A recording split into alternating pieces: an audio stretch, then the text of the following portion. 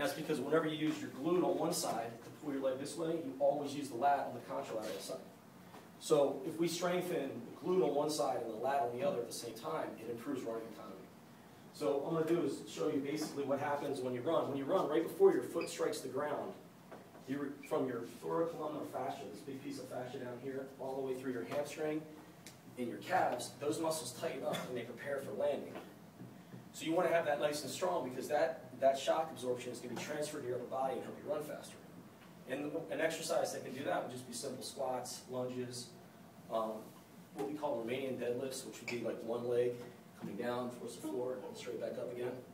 You know, strengthening your erector spinae. But that's going to work on that power that's going to have to be transferred from the ground all the way up to your back.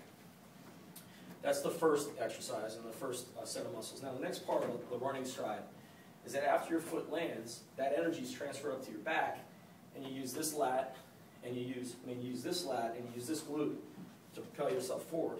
So the lat and the glute work together. And a very easy way to train them. So I'm standing on one leg, I'm using this glute to stand on one leg. And then I can use this lat with a dumbbell.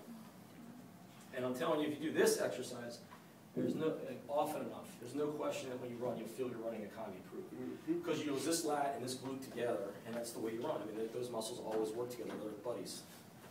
The glutes and the lats. And then the next thing, do you know a man without legs can actually walk still? Because a lot of movement, a lot of gait comes from the hips swinging forward. So even just the pelvis itself can shift and walk on the floor. And that's because the adductors on one side and the obliques on the other always work together. So if I strengthen my adductors with this oblique to swing my leg forward, that's going to help transfer power to here when I run. And the way I can do that, do you mind holding this for me, Ralph? Hold it right there. The way I can do that is just simply standing on the leg, the same leg that I'm going to push with. So if I do a press with a band and on one leg, I'm using this adductor of the inside thigh, the groin muscle. I'm using this oblique to transfer the energy across my torso as I push this forward. And that'll improve this part of my running stride where I swing the leg forward. So to recap those three things, there's just three to remember. One is a Romanian deadlift to help strengthen the landing of the foot forward, right as the foot is landing during the running gait. Second will be put one leg on the ground, the opposite arm to a row, and that will strengthen the glute and the lat.